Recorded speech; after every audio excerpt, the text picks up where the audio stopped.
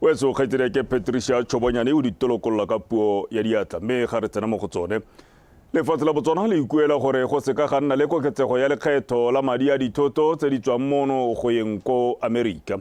Tautona Advocate ba Boko tlhalositse fa lefatshe leno le ikemiseditse go buisana le tautona wa America ka namana Re Donald Trump ka dikgang tsa papadisano go ka sireletsa dikeletso tsa lefatshe leno. Tautona Boko ka ile se tshokologong eno jaaka na le kudisa babega dikgang ka maeto a gagwe a bošeng go balelwa la kwa Angola kwa neng a tsene phuthego ya papadisano ya US Africa Summit.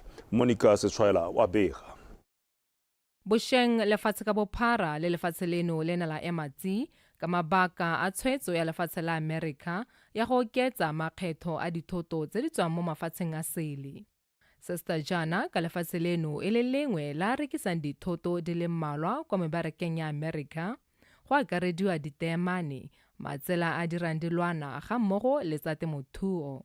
They say our goods are entering their market, but there's nothing that they are offering us. None of their goods and or services are finding their way here. This is what the Americans say. And so they say, because of this, we must be subjected to tariffs because of this trade imbalance. And we have to deal with this. It's a reality. And I had a very engaging meeting with them. One of them I was told, and they said that's why they brought him to that meeting, because he is Trump's brother-in-law, son-in-law. And one of the things I said to him, and through him to Mr. President Trump, was we want a situation between Botswana and the United States of zero tariffs. Go kailwe ha tshwetso eo e ka baka tathego ya ditiro gareng ga tse dingwe ke sone sa ka moo go leng botlhokwa go itsebogela. Ke sone sa tautona a kaileng ha ikemiseditse go kopana le tautona Trump tebang le kgang e. If nothing happens, we'll see the tariffs reinstated or taking effect. We're working around the clock. If the message comes right here and says, Trump says, let's meet, I will depart immediately, unapologetically, to go and defend the interests of this republic. Fela babega dikgang bana ba batla go itse ka lenaneo la ga tautona go ya America. What potential obstacles exist in negotiating for a tariff-free trade, and how do you how do you prepare to combat that? We also explain ourselves. The United States is not a producer of diamonds. Diamonds are high value. And so when you look at a trade imbalance, we are bringing in more than you are bringing to our country. It is because we are bringing to our country what you don't have. It is high value. And by the way, many of your businesses and enterprises are operating because of our diamonds. If you stifle us, you kill these businesses. Puso e letsa go ya go buisana le lefatshe la America tebang le kgang e mo malatsing a beilweng a yang bokuthong kgwedi e tang e hera bobedi pele ga tshwetso ya senela ruri e nna ka ha molaong. Monica Setshwaela, BTV News, Gaborone. Entsele kwa phuthegong ya bobega dikgang tautona Advocate Maboko re lefatshe la Botswana le tshwanetse go tlhabolola dikagolo go fetola melawana e tsamaisang kgwebo go kgona go padisana le mafatshe a mangwe mo go batleng babeeletsi. Ka ngwaga wa 2024 lefatshe leno le ne la bewa mo maemong a bo 14 mo kgaolong ya Afrika fa go lebilwe kgogedi mo go tsa dipeeletso. Ke o lebogile Radipotsane wa pega. Tautona Advocate Maboko o ntse a buisana babeeletsi ba mahase a sele a bapatsa lehatshe la Botswana a kaya ha e ka nna lehatshe le le siametseng dikgwebo ka go harologana. Ha buisa babega dikgang o tlhalosa le ntswa Botswana a na le bokgoni jo go tshwanetse go baakangwa dilo dingwe segolo bogolo dikago le ditsela le go baakanya melawana e tla thusang dikgwebo go gweba ka tsosologo go sena tiego epe. We're able to not just attract them, but to harness and deploy them when they present themselves. We are going to have to change some of the laws, some of the practices, some of the attitudes. We have to. We are going to have to reimagine ourselves and our country and our role in the world. We're going to have to change some of the laws, some of the practices, some of the attitudes. We have to. We're going to have to reimagine ourselves and our country and our role in the world. La tsela Botswana le tumile ka kagiso le puso ya batho ka batho e sitetseng ka mo le na le sebaka sa go gela babeeletsi ba sennela rumo gae ba ba ta thusang go disa itsholelo. Ke o lebogela re dipotsane Botswana Television ga borone. Kwa phuthegong ya papadisano ya US Africa Summit Tautona Boko na bolela fa lefatshe la Botswana le tla bona babeeletsi ba le bane ba ba setseng ba supile kgatlhego mo mehameng ya akaretsa maranyane kgotetse le go ntsha dijo. Tautona o buile se morago ga go kopana le bagwebi le babeeletsi go tsweng kwa mafatsheng a Afrika le la Amerika. Totla Mathabaphiri wa bega. Tautona Boko na dirisa letsatsi la gagwe la bofelo kwa phuthegong ya papadisano ya mahatsi a Afrika le la Amerika go kopana le bagwebi le babeeletsi go tswa lehatsheng ka bophara go rekisa lehatsi la Botswana le go sekaseka ka ga le ka tshwaraganelang ditlhabololo tsa lehatsi le beile ko pele tiriso ya maranyane. Di components tsa teng di mo di sector tse dintsi. E nngwe ya la ka ke a se ka e bua material ba mo real estate, urban planning, urbanization, construction of cities, technology, food production, agriculture, energy, ke dilo tse di harogane tse ba tsena mo go tsona. Maybe le bana le bitsanape le bokgoni ebile go supega gore ba di dirile le ko mahatseng a mangwe ba teng mo Angola ba dirile ditlhabololo tse dintsi ba ntse ba tsweletse ba di dira mo le ko mahatseng a mangwe go Senegal le a mangwe ya la jang.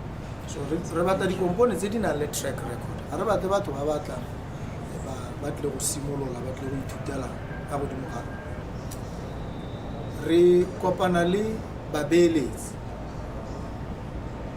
re bore barare re tisang boranyane tisang madi a lona babeeletsi le bole thoma le bole anamisa maranyane ha ka ditsompelo tsa lona rona re le puso se re ta se thomamisang ke gore ha maranyane a bereka a ta re thusa gore re boloke re bore ba balle matsananyana a ntseng a le teng ke gore ditamelo di tsena re di duele gone ya ra go di duela re ntse re tsweletse mo nakong ka mabaka a re letang ebile a sa re email ebile a sa kwahatse lone le hatse le batho ba lona ke yone thulaganyo ha ngwe e bidiwa go twe public private partnership. Na gwetla bagwebi ba Batswana go inaakanya le diphetogo tse go atolosa mebaraka ya dikgwebo tsa bone a gatelela ha puso e tsile go baya manokeng ka go tlhabolola maharatlhatlha le kanamiso ya maranyane. Not only is the digital infrastructure necessary, it's the backbone, the platform for trade. Go tlhokagala jaanong connectivity ya ditsela, trade corridors. Ha go tebo Lubito corridor. Go tawa gore mahatsi a ta ba tshwaragane kwa go tsena ko bo Dar es Salaam. Rona se re se dira ke go tlhomamisa gore le rona re lomagana le tsone di corridor tse. Go gora gore jaanong mo go ebi go ga rona o ka rekisa dilo tsa gago tsa tsama tsa go goroga dintsi di le pope di siame di babalesegile ko di batliwang maranyane a ra go a tsenya ra go a diragatsa mebile maikaelelo a rona ke gore a ba diragala ngwagao o iso hela. Godimo ga moo Tautona Boko na gatelela botlhokwa jwa madi a tsenang mo lehatsheng go godisa itsholelo go rotloetsa phadisano le go tlhama ditiro. Tlotla Matlabaphiri, BTV News, Luanda. Angola. Mookamedi wa sepatela sa Princess Marina mono tropo kgolo Gaborone Dr. Tsepo Matjatja o ikuetse mo putsong go tsibogela ka potlako dikgwetlho tse di farafereng sepatela seo. Dr. Matjatja o kaile ka botlalo matshwenyego a bone a tshwana le tlhoko la didirisiwa tse di botlhokwa jaaka se ipone se se tsenelelang ko teng se se bidiwang CT scan, tlhaelo ya melemo le bodiredi mmogo le botlhokwa jwa go tokagatsa dikwago dingwe tse di swafetseng kwa sepateleng seo. Monica Setshwaela wa bega. Sepatela sa Princess Marina se tswa kgakala e le sone pinagare ya mohama wa botsogo mo lefatsheng leno. Sale se bulwa ka ngwaga wa 1966. Sale nako eo sentse e le sone se se tshwereng ka thata go thusa setšhaba go bona ditirelo tsa botsogo ka go farologana. Mme hela mo nakong eno dikago le didirisiwa dingwe tsa tsone di setse di le dikgologolo mo di imelwang ke go mekamekana le dikgwetho tsa nako eno tsa mohama o. For over a year, we have not had a CT scan. This is a sore. This is a pain to us because it means we are not able to deliver quality care on time. We are thankful for the Ministry of Health. So far, X-ray, that has not been working for over a year too, is almost about, the commissioning has already been done. And we are hoping that by end of, beginning of July, the X-ray would work. Medication. I don't know how to say this one, but I will have to say it.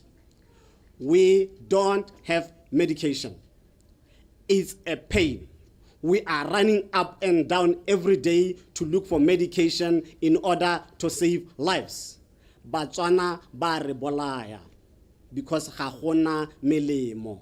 Re kopa thuso. Bosheng o gona ga nna le lenaneo la go tokafatsa bontlha bongwe jwa dikago tsa sone, mme ka mabaka a madi lenaneo leo le ne la emisiwa. Mme hela puso e boletse ha itse ka seemo sa sepatela se. We are entering a new era.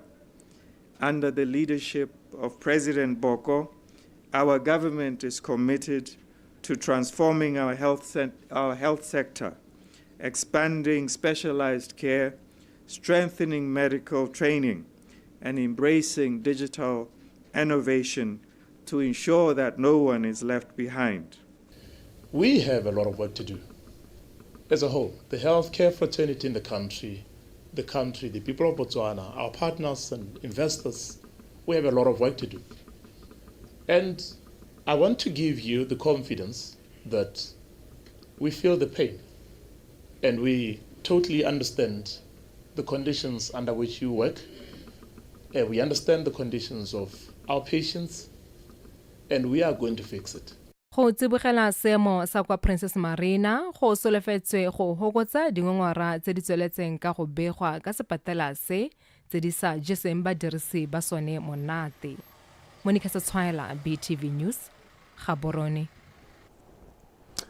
Baemedi ba meepo ya Afrika Borwa ba re babereki ba le 500 go tswa mo lefatsheng leno ba tshwanelwa ke dikatso go tswa mo mading a palo eo yotlhe ya fetang 72 million pula a go supilweng a sala nna teng le morago ga gore babereki bao ba tlogele tiro kwa lefatsheng leo la Afrika Borwa.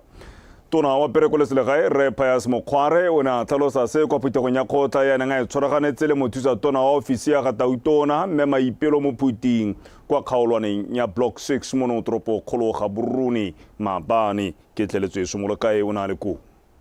Lephata la Perekoleselegae fa ba ne ba kopane le baemedi ba meepo ya Afrika Borwa ba ne ba dumelana go tla ka tsela e maleba ya go tlhomamisa gore babereki ba pele ba meepo ba bona se se ba tshwanetseng.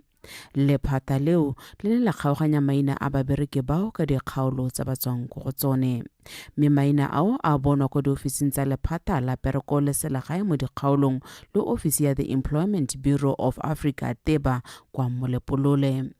Re na le batsadi ba rona ba bane ba ntse ba berekela ko South Africa ko di mine ba bereketse ko South Africa kana go etelle batho ba ba na le madi a mantsi a ba tlogetseng kwa a ne ba ntse ba investa mo go one ba le kwa ba ditlatlhela ba ntse ba ditela madi ao ya na ka ra itse ka go tlhoka go tlhaloganya over the years ya re ga dipereko tsa bona kwa di fela kwa ba ga ba ta go gae bo ba le bana ka gore kana ba ne ba ntse ba ipela madi kwa kana ba golagaletse ko South Africa go di mining tseo ba tshwaretswe ke ya no ba ne re kopana mo bekeng e fetile le ba South Africa ba ba di mine ba re itlhetsele gore over 500 miners ba ba identified ba Botswana. Tona Mokgwarona a tlhomamisetsa ba ba amegang gore go tla salwa melao morago mo go ba malwapa a babereki ba pele ba ba setseng ba tlhokafetse. Ha ke tsena kwa Bolema ke bua maina ga papa ka nnete be ba ithala le mo systeming.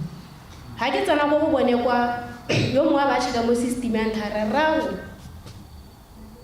o na le ke tsona rena le di benefit le di company di le 4. Ha ke a go ta gape ano for the second time company one ga isa thola di le 4. Ha re gore motho o tlhokahetse re dumana gore madi a re kae ha o kgagangwa semmuso re na le ka fo molao o tsamayang ka teng a ke re ra ha e go master a teng go a kgagangwa hela re na le molao o tsamaisang tsa boswa. Mo go tse dingwe mothusa tona mo ofising ya ga Tautona o na le kudisa ka dikgang tse di amang bana le bogole. Last week ne ke le go New York ke bua ka tsone dikgang tsa disability ke tla go tlhalosa gore re le Botswana re tsamaya kae, and I must say ke ne ke sa itumela tota. I was not presenting with pride because re le lehatshe tota go na le re boetse ko morago tota mo dikganyeng tsa disability. Ke ne ka nna le bilateral engagement le ba World Bank ke ba kopa gore they need to come and help me just the different programs they know how they can roll them out gone mo kgaolong, and obviously hela lehatshe ka kakaretso when it comes to issues of disability, especially structural Phutego e ne gape ya fa banni ba Block 6 sebaka sa go bua le matona ka dikgang tse di amang le tlhoko la ditiro ga banana le go nonoswa ga setšhaba mo go tsa itsholelo. Ke letleletswe Somolekae, Botswana Television, Gaborone. Pego e tswang ko ofising ya ga Tautona wa pele tlhalosa fa Dr. Mokgweetsi Eric ke abetswe Masisi le mohumagadi wa gagwe Mme Jane Neo Masisi ba le kwa lefatshe la Mozambique go tsena moletlo wa boipuso wa lefatshe leo wa bo 50. Leto le ke nngwe ya maiteko a puso a go tiisa ditirisano gareng ga mafatshe o mabedi. Ditirisano tsa lefatshe la Botswana le Mozambique di simolotse ka ngwaga wa 1975 mme ne a re ka ngwaga wa 2004. Lefatshe la Mozambique la simolodisa ofisi ya boemedi jwa lone mono fa lefatshe la Botswana lone le ne la isimolodisa kwa Maputo, Mozambique ka ngwaga wa 2012. Boipuso jwa dingwaga tse di 50 tsa lefatshe la Mozambique bo tswa kgatelopele mo pusong ya lefatshe leo ga mmogo le batho ba lone le gone go lemoga ditso tsa lefatshe leo tse di thusitseng go aga tšhaba le go tlisa tsholofelo ka bokamoso jo bo nonneng ko. Tautona wa pele le mohumagadi wa gagwe ba solofetse go boela gae kgwedi e le 27.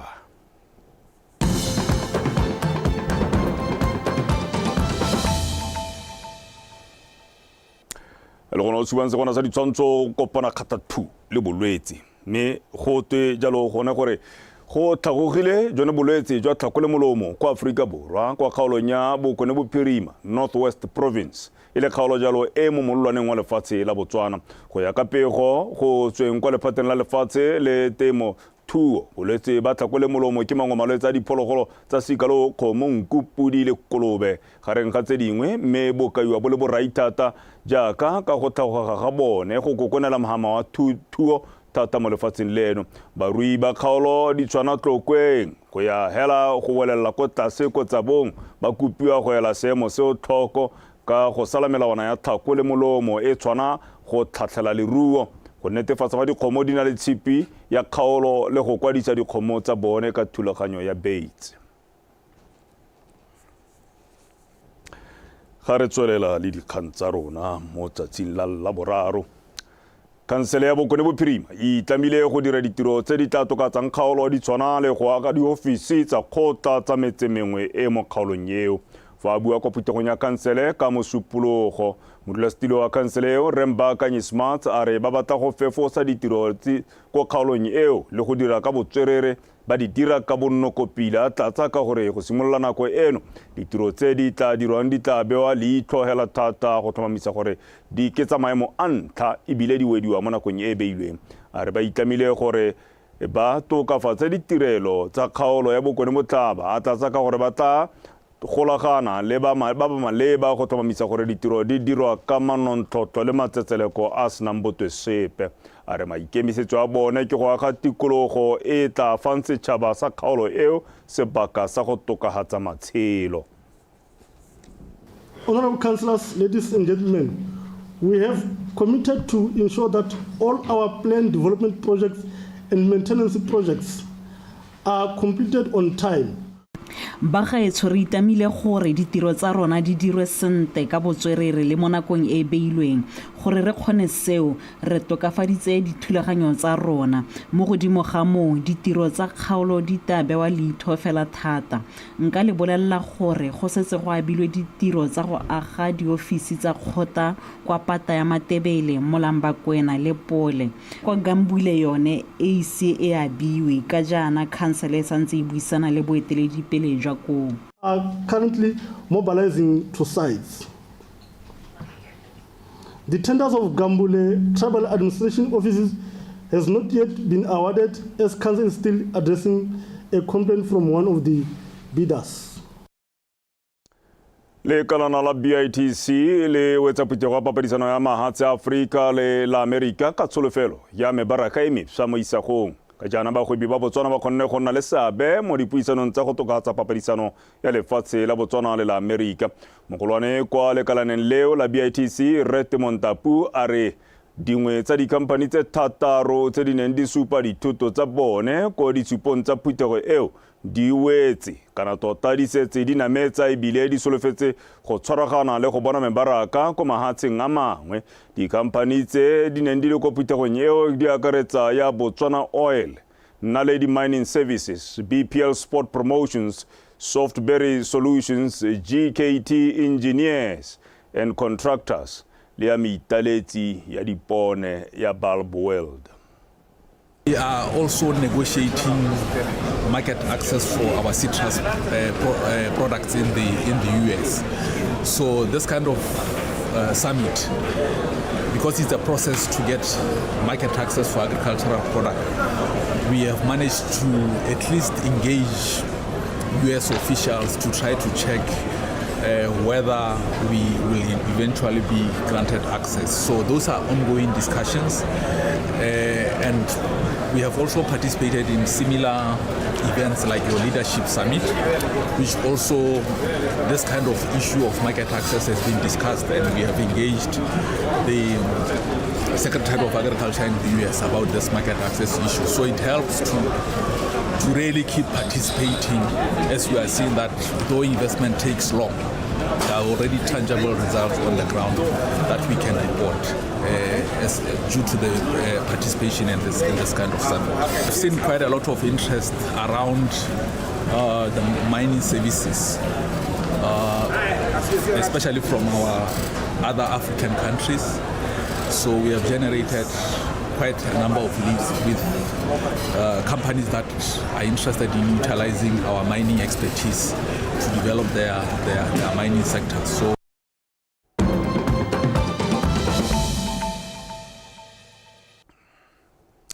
mogotsa mafatshe a sele go tla ya ditsheko kwa lefatsheng la Aforika Borwa e thibetse go hitlhwa ga tautona wa pele wa lefatshe la Zambia Re Edgar Lungu e neng e tshwanetse go tshegediwa kwa toropong ya Gauteng Johannesburg gompieno seo se tla jana morago ga dikgogakgogano magareng ka lelapa la Ra Lungu e le tautona wa pele le puso ya lehatshe la gabo ya Zambia e teletsweng pele ke tautona Hakainde Hichilema. Lungu yo e teletseng pele lefatshe leo go simolola ka ngwaga wa 2015 go feta ka 2021 o tlhokafaletse kwa Aforika Borwa kgwedi eno e tlhola gatlhano jaaka ne a ile kalafing teng. Tautona wa pele Lungu le tautona wa nako eno wa Zambia Hakainde Hichilema e ne le disela mmapatsa sepolotiki ba nkgisana magwafa mme ka jalo ba lelapa la gagwe ba boletse fa tlhokagetse a sa batle go tlhelele go bona ha Hichilema a gatileng teng le gore kwa phitlong ya gagwe a se ka legata puso ya Zambia ya re e batla tautona yo wa pele Lungu a hitwa ka tsamaiso ya puso mme ka jalo ba tsenya kopo kwa lekgotleng la ditsheko go leka go thibela phitlho e neng e rulagantswe eo. Le fa go ntse jalo mothusa maatlhodi wa kgotla ya ditsheko kwa Aforika Borwa Aubrey Phago Ledwaba o boleletse lekgotla gore babueledi ba lelapa Laura Lungu ga mmogo le puso ya lehatshe la Zambia ba heletse ba dumalana ka bongwela jwa pele gore makwetlhe phitlho eo e eme. Puso e neetswe go hitla kgwedi e tlang e tlholagane go tlhalosa mabaka gore ke eng setopo sa ga Rre Lungu se tshwanetse sa busediwa gae. Re tlolela moseja ga mawatle jaanong baeteledipele ba mafatshe a Europa ba supile fa lefatshe le tsweletse ka go fetoga ka jalo go le botlhokwa gore mafatshe ao a nonose tirisano mmogo mo go tsa itshireletso. Tautona wa hatshe la Finland Alexander Stubb a re metha eno ga se ya maloba jaaka seredumo sa mafatshe a bophirima se wela tlase. O buile se kwa phuthegong ya mafatshe a NATO kwa The Hague, Netherlands ka moso gompieno. We're witnessing a change in the world order. It's very similar to the moment that we witnessed after World War I, World War II, and the Cold War. And of course, after World War I, we got it wrong. After World War II, the balance was more or less right. And after the Cold War, I think we got intellectually lazy. Now we need to sort things out, understand that the time of Western dominance is over. And I don't expect that Russia is ready to attack other country now. But in the future, this is a real risk. So we have to prepare ourselves. We have to increase our defense, our spendings on defense, because it's absolutely necessary for our security and for a future. Well, so re diweditse mme ha ka ka tsa wela di sa patwa ke khutlwana sa tsa metshameko kgaitsedi ke tota laetsa o sekeng o fonefa.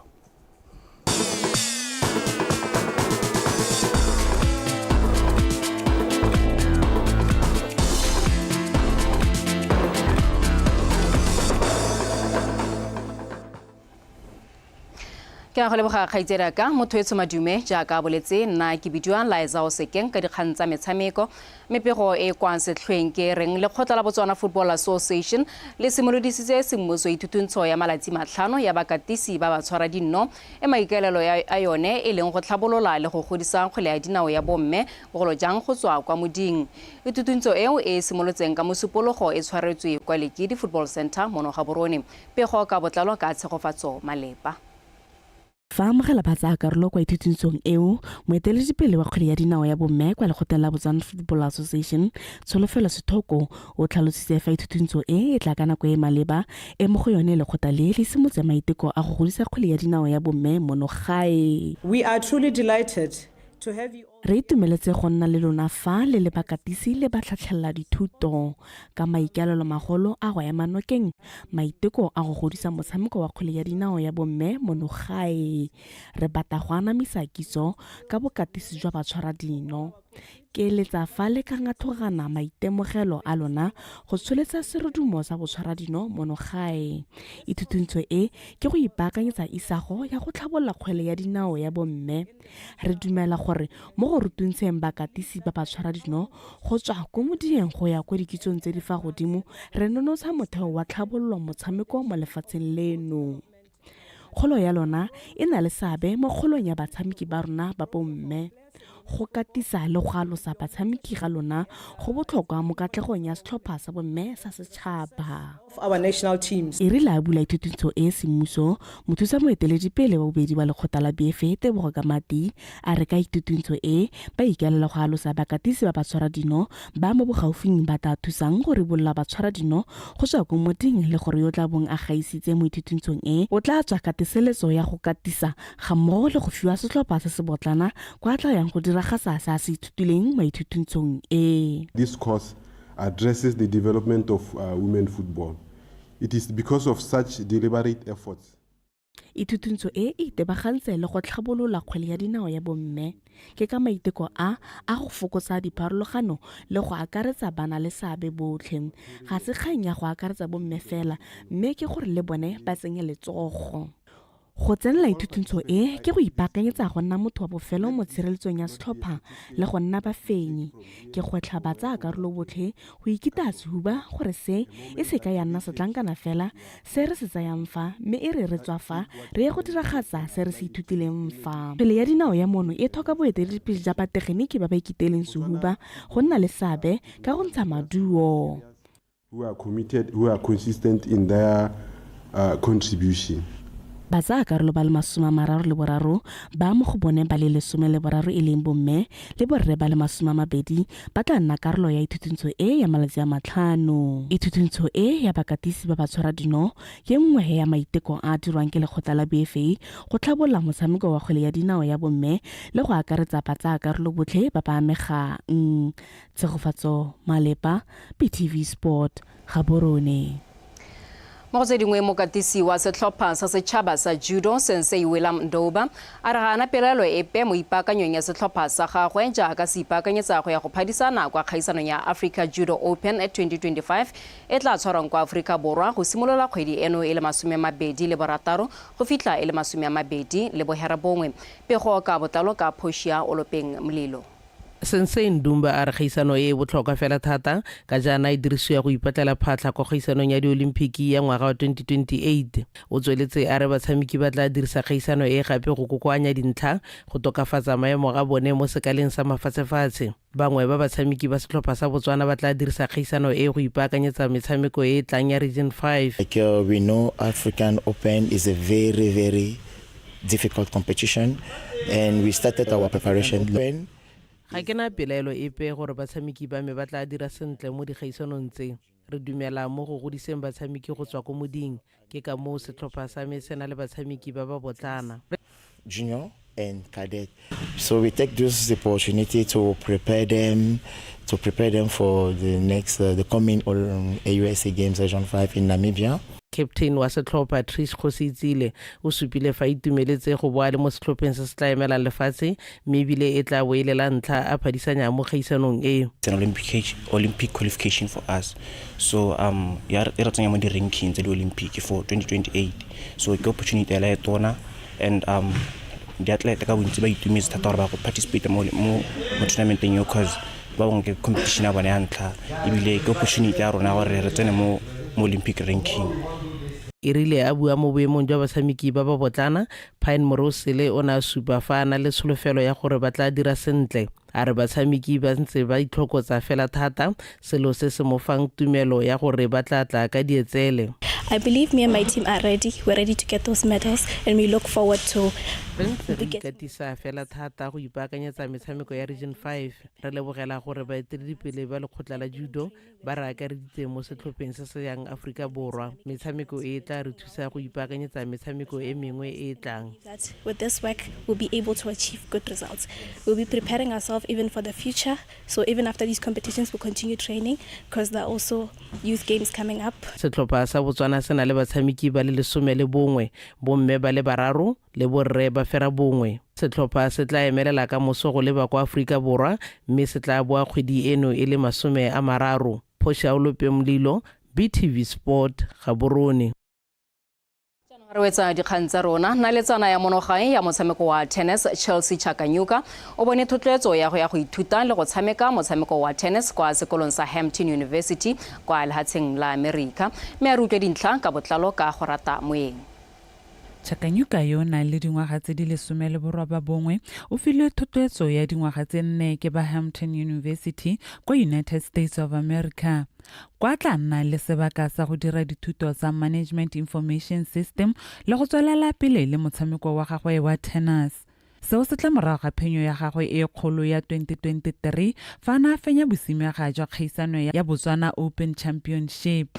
Going abroad, ya go tshameka kwa mafatsheng ke phitlhelelo e kwa godimo thata ka gore ke sale ke simolola motshameko wa tennis seo ne le yone toro ya me. Ke ntse ke bereka ka thata ke itumela thata ka gore le batsadi ba me ba itumetse se ne le keletso ya bone go mpona ke tshameka kwa mafatsheng. Thotloetso ya bone nthusitse fela thata mo go fitlheleleng toro ya me. me noticed and everybody is just inspired by me. Chakanyuka o tlhalositse fa thotloetso e tla mo neela sebaka sa go tshameka le batshameki ba maemo a kwa godimo mo lefatsheng. My journey has been good. Loeto la me la tennis le ne le siame.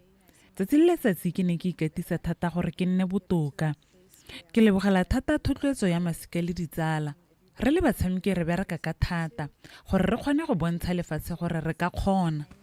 Out and train and head with other people or play tournaments, they're there to support. Boineelo le go dira sentle ga gagwe go mmeile mo moemong a mantle a go nna le bokamoso jo bo galalelang mo motshamekong wa tennis. Chakanyuka o solofetswe go emelela ka kgwedi ya Phatwe go rata moeng BTV Sport Gaborone. Motho tshwe dikgang tsa rona di wetse nna le wena re kopana kgante jana ka nako ya bohera bongwe re di go neela jaanong re dirano tse e le ka teme ya sekgowa mme ka go rialo kgaitsedi ke Benson Phuthego o eme sentle gore gakolola dintlhakgolo tsa rona.